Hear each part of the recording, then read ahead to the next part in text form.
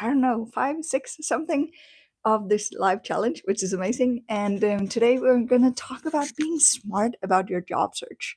I'm trying to be smart about these lives and doing it from my phone instead of through Zoom. So, yay.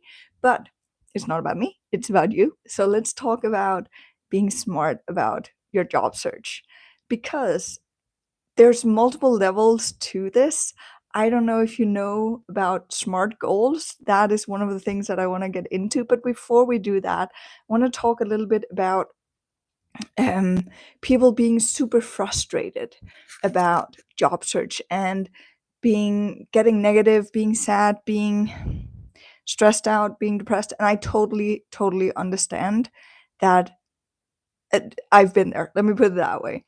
What I realize and what I see again and again is that the way to not get to that, not get to being stressed, depressed, frustrated, or at least get there less, is a lot of the time also about realizing and focusing on the things you can actually do something about. So instead of focusing on, oh, it's so frustrating that the companies do not react. Oh, it's so frustrating to have to apply again and again and again. Then switch focus because you have this thing where you are in this bubble in the middle, right? And these things around you, those are the things you can um,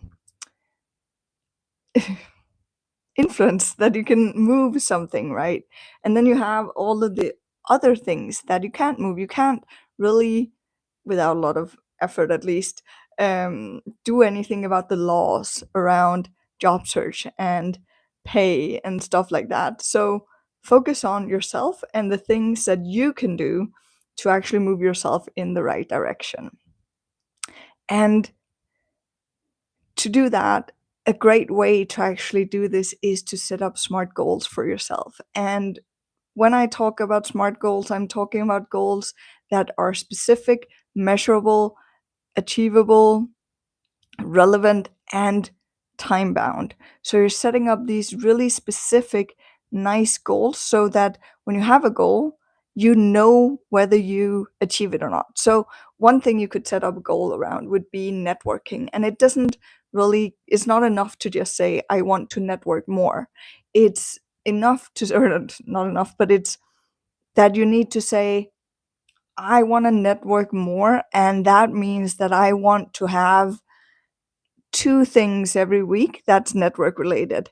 So I want to attend at least one event and one coffee meeting, or two events or two coffee meetings each week.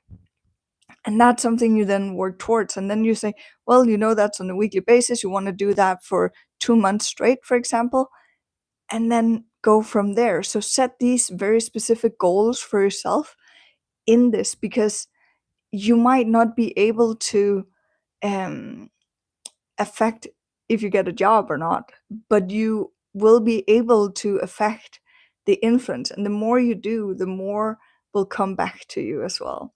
So the more you network, the more ambassadors you create for yourself.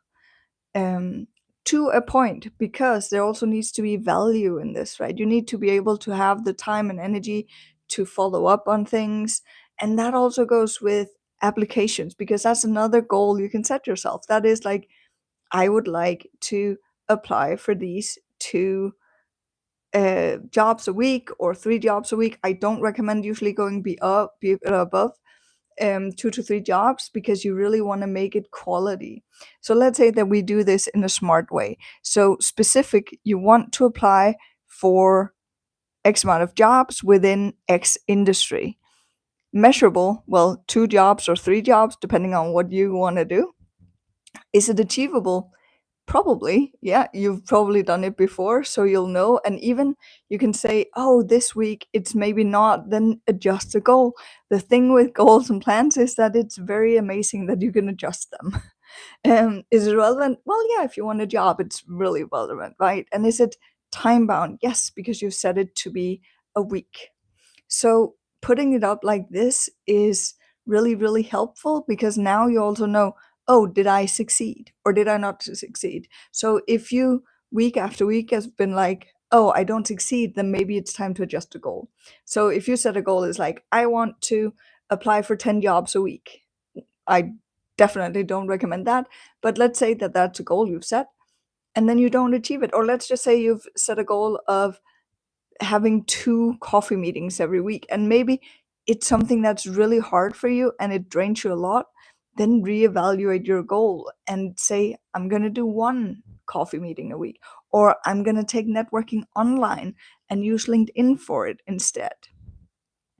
So those are 2 easy ways, I would say, to use the job search, or specific to the job search part, that you can do and that you can make smarter decisions that will help you, because you're creating momentum, especially with the networking part.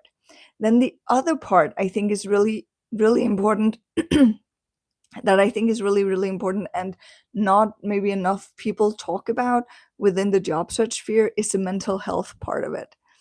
And by that, I mean that it's super, super hard to be unemployed and to not know when you're going to have a job.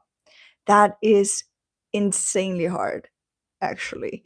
Um, so when you are unemployed and you're like, oh, I don't, if you just had um a job that was like, I know that I have a job in 6 months, then that would be much easier. But the uncertainty of not knowing what's going to happen when makes it super, super stressful to be job seeking unemployed. That's why having those like more um, ground things, I don't know, basic things in order as well is super important, because they'll level up and help you with the stress levels. They'll help you be better at all of the other things. So the 3 things that on top of the networking and the applications, would advise you to actually create smart goals around, or goals in general, would be exercise, food, and sleep. And start with sleep. Sleep's actually, more and more research shows that sleep is a very much, very, very, very most important thing, because if we don't sleep enough and well enough, we're not on top of our game, and it becomes a lot easier to make crappy decisions and all of that. So trying to get the 8 hours of sleep and then eat good food and exercise is something that's super, super important when you're a job seeker. Create that. And oh, another thing that you can actually do, which is really helpful, is to create a schedule for yourself. Simply say, I'm a job seeker from 9 a.m. to 3 p.m. every day, from Monday to Friday. And then you take time off mentally as well. Take time off from the job search for the rest of the time. Be a mom, be a dad, be a partner, be whatever it is, be a friend. Don't go down in the kind of, I'm a job seeker and everything is horrible kind of spiral, because I'm gonna say, it's so easy to end up there, unfortunately. Make sure to find someone who can support you. Go out, network, get to know people, find people who can support you, and then spend time talking about other stuff as well. Stuff that are not job search related. That's it for today's live. So smart goals. Let me know in the comments. What smart goals do you have? What goals do you have related to your job search? I would love to know that. Now I need to figure out how to stop this thing.